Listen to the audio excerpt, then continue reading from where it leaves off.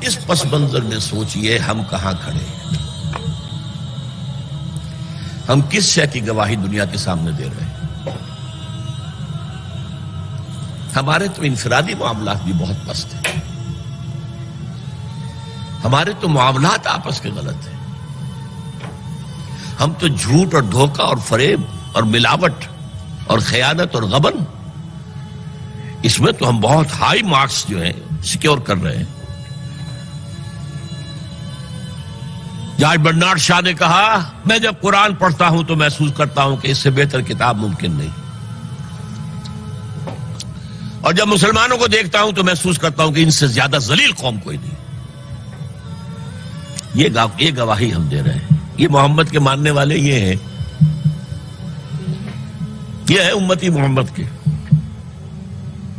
جو اپنے پاؤں پہ کھڑے نہیں ہو سکتے، جو اپنے معاملات مینیج نہیں کر سکتے،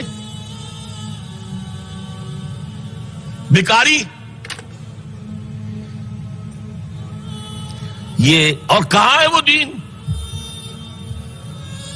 کوئی ایک ہی دنیا میں دکھا سکتے ہو کہ یہ ہے دین؟ آؤ see with your own eyes, this is دین الحق۔ یہ جو میں نے آپ سے کہا تھا کہ یہ بڑی نازک ذمہ داری، بڑی نازک، اس کا ایک اندازہ آپ کو ہو جائے گا خطبہ حجۃ الوداع سے۔ حضور نے جو خطبہ دیا، اور وہ عظیم ترین خطبہ ہے تاریخ انسانی کا، آخر میں موٹی موٹی باتوں کو پھر دہرایا۔ دیکھو عورتوں کا خیال کرو، عورتوں کے حقوق ادا کرو، دیکھو غلاموں کے ساتھ نیک سلوک کرو، جو بھی تھی۔ پھر آپ نے ایک سوال کیا، الا هل بلغت، لوگوں میں نے پہنچا دیا یا نہیں؟ 1.25 لاکھ کا مجمع تھا،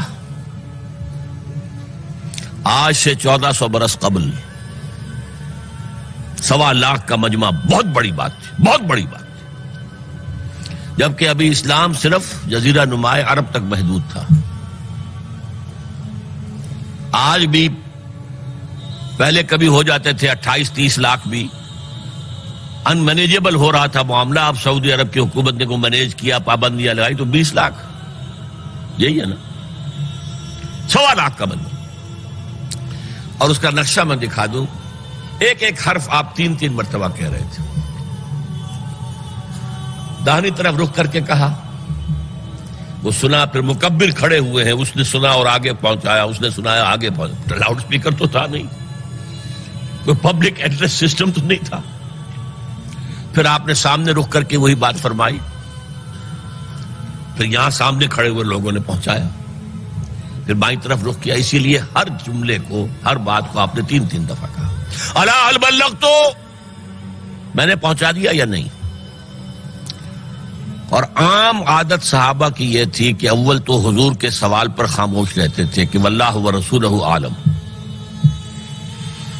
یا اگر جواب دیتے تھے تو فرط ادب سے بہت مختصر جواب۔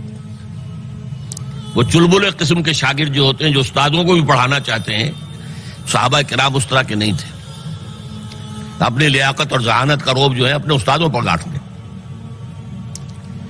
وہاں تو یہ تھا کہ ایک بات جواب ہے، یہاں 4 جواب دیے ہیں صحابہ نے۔ انا نشهد انك قد بلغت الرسالة واديت الامانة ونصحت الامة وكشفت الغمة۔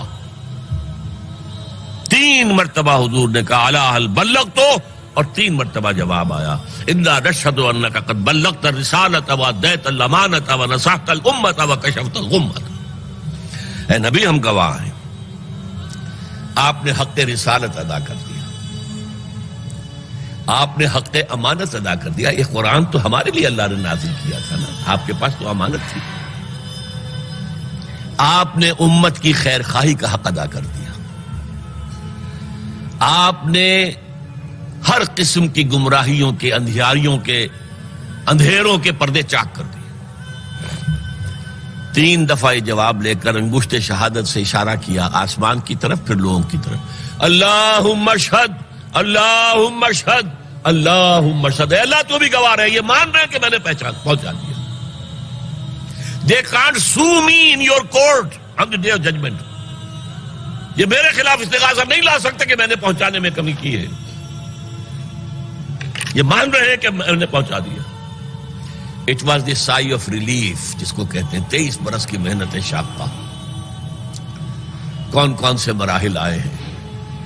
یوم طائف بھی آیا ہے, 3 سال کی شیب بنی ہاشم کی قید بھی ہے, معرکہ احد بھی ہے, احزاب بھی ہے, 70 مبلغین ذبح کیے گئے. کیا کیا نہیں دیکھا, کیا کیا نہیں جھیلا.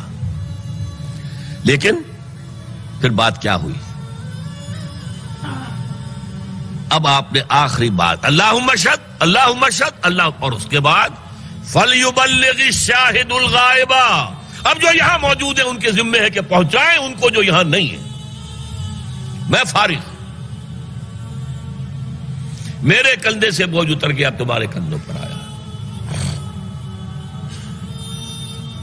اب اس غائب میں وہ بھی تمام لوگ شامل تھے جو اس وقت دنیا میں تھے اور وہاں نہیں تھے. شاہد اور غائب کا لفظ آ گیا جہاں سے میں نے بات شروع کی تھی. شاہد اور غائب, شاہد موجود, فَلْيُبَلِّغِ الشَّاهِدُ الْغَائِبَ, اور غائب میں وہ بھی ہے جو قیامت تک آئیں گے. یہ ہے اس امت کا فرض منصبی, اور اگر آپ سمجھیں یہ ہے اس امت کا فریضہ رسالت.